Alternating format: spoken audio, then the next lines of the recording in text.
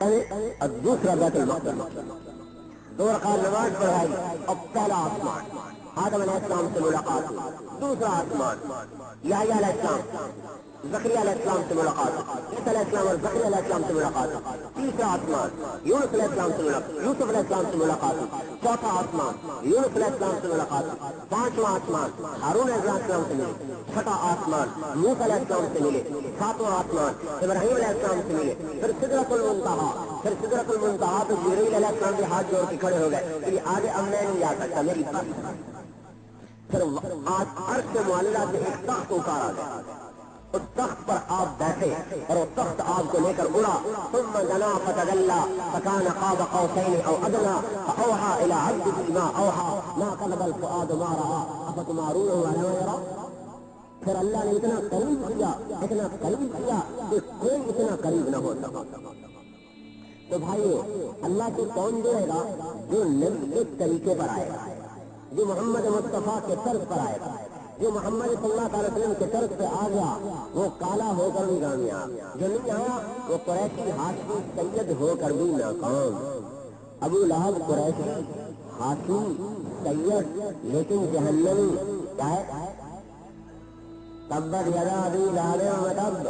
اور بلال ابن رباح، باپ کا نام پتا ہے، دادے کا نام کوئی نہیں جانتا، پتلا جسم، لمبا قد، سر کے گنجے، موٹے ہونٹ اور چھوٹی آنکھیں، یہ ان کا حلیہ لکھا ہوا ہے۔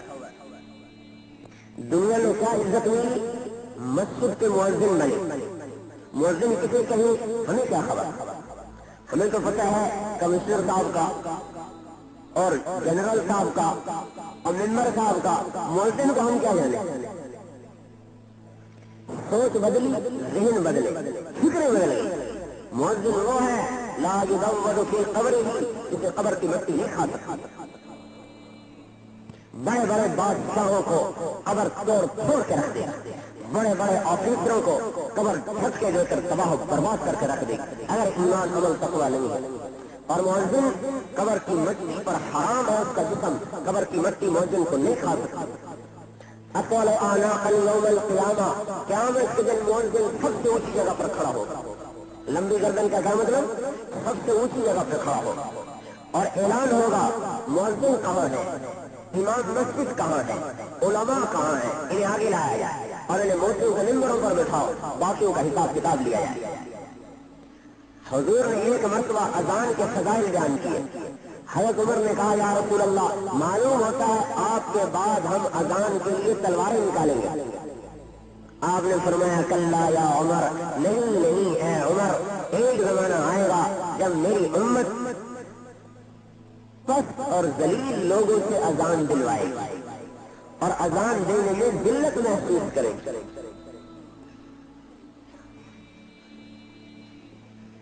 مؤذن کسے کہے؟ اللہ اکبر، یہ تو اذان دینے والے کا رتبہ ہے۔ اصل میں سوچ بدلی، ترتیب بدلی۔ حافظ قرآن، اللہ اکبر، ان فی الجنة نهرا اسمه ریان علیہ مدینة من مرجان له 70,000 باب من ذهب وفضة لحامل القرآن۔ جنت میں ایک نہر ہے جس کا نام ریان ہے، جس پر مرجان کا محل ہے، جس کے 70,000 سونے چاندی کے دروازے ہیں، جو حافظ قرآن کو اللہ تعالیٰ فرمائے۔ ساری ڈگریاں پیچھے رہ جائیں گی، آج قرآن کی ڈگری چل رہی ہے، اذان کی ڈگری چل رہی ہے، علم کی ڈگری چل رہی ہے۔ بلال مؤذن بنے اور ایسے رتبے پر پہنچے کہ حضور صلی اللہ علیہ وسلم سحری کھا رہے، سحری۔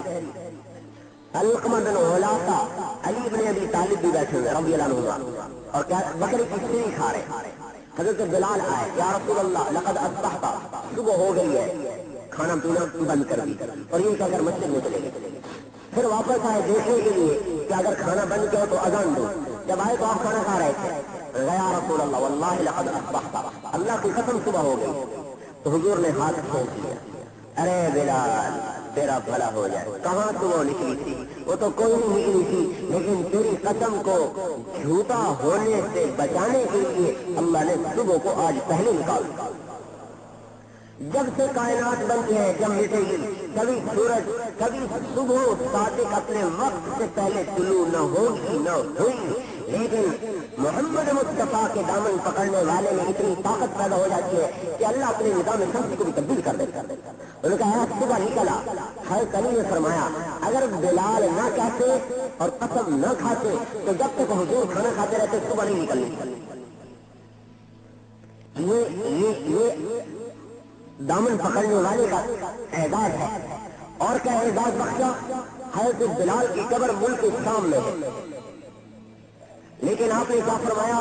جب میں قیامت کے دن کھڑا ہوں گا تو میرے دائیں طرف ابو بکر کھڑا ہوگا، بائیں طرف عمر کھڑا ہوگا، اور میرے قدموں کے نیچے سے بلال اٹھے گا۔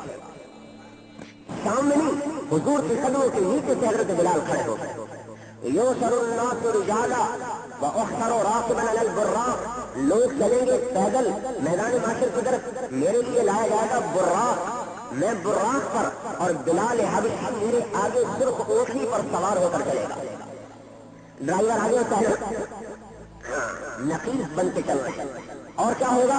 اور جب بلال میدان معاشر میں اترے گا، میں پیچھے پیچھے، بلال آگے آگے، تو اونٹنی پر اذان دیں گے بیٹھے بیٹھے، اللہ اکبر اللہ اکبر، اور اس اذان کو آدم کی ساری اولاد سنے۔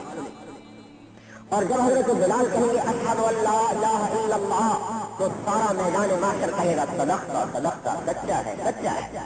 جب کہیں گے اشہد ان محمد رسول اللہ، سارا میدان معاشر کہے گا صدقتا صدقتا، سچا ہے سچا ہے۔ یہ اعزاز ہے کس کا؟ ماننے والے کا۔ اور کیا اعزاز بخشا؟ فرمایا جب میں جنت میں جاؤں گا سب سے پہلے میں جاؤں گا، اور میری جنت کی سواری کی لگام بلال کے ہاتھ میں ہوگی، جو میرے آگے آگے چلے گا۔ یہ جڑنے والوں کا انعام بتایا جا رہا ہے کہ جنہوں نے مجھ سے جوڑ بٹھایا ان کے ساتھ کیا ہوا۔ إني لأعرف رجلا باسمه وباسم أبيه وأمه لا يأتي بابا من أبواب الجنة إلا قال مرحبا مرحبا۔ آپ نے فرمایا میں ایک آدمی کا نام جانتا ہوں جس کے ماں اور باپ کو بھی جانتا ہوں، جنت کے جس دروازے سے گزرے گا وہ دروازہ کہے گا مرحبا مرحبا۔ حضرت سلمان نے کہا یا رسول اللہ یہ بڑی شان والا کون ہے؟ آپ نے فرمایا ہوا ابو بکر ابن ابی قحافہ، یہ ابو بکر ہے ابو قحافہ کا بیٹا۔ پھر آپ نے فرمایا رأیت قصرا فی الجنہ، رات کو جنت میں ایک محل دیکھا جس کی ایک اینٹ موتی کی، ایک یاقوت کی، ایک زمرد کی، مشک کے دارے، زعفران کی گھاس۔ میں نے پوچھا لمن ھذا، یہ کس کا ہے؟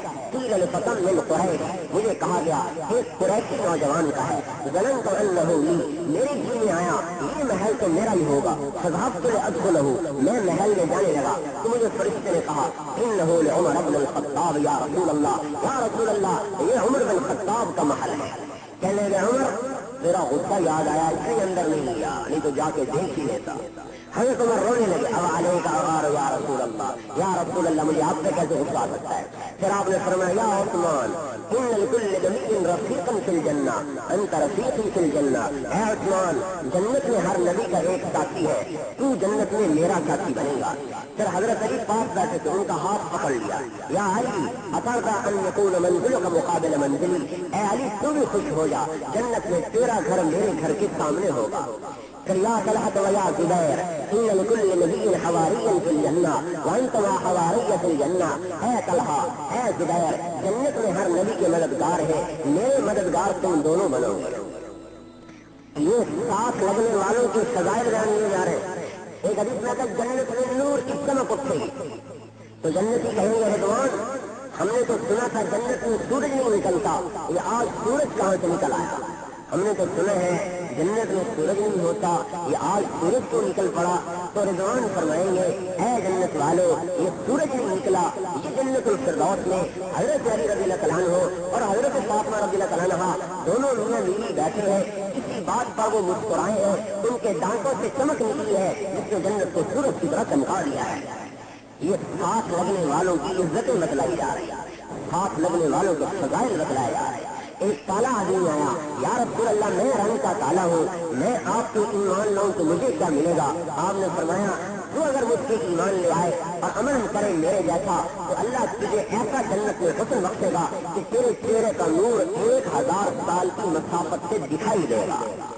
یہ ساتھ لگنے والوں کے فضائل بتائے جا رہے ہیں، جو لگ گئے پار ہو گئے، جو کٹ گئے ہلاک ہو گئے۔ اللہ تک کوئی براہ راست نہیں پہنچ سکتا، اللہ تک پہنچنے کے لیے پل ہے، واسطہ ہے، راستہ ہے۔ محمد مصطفیٰ احمد مصطفیٰ سید القونین صلی اللہ تعالی علیہ وسلم کی مبارک زندگی، آپ کی زندگی راستہ ہے اللہ پاک کی ذات عالی تک پہنچنے کا، اور اللہ ایسا پہنچائے گا کہ ہمیشہ کی زندگی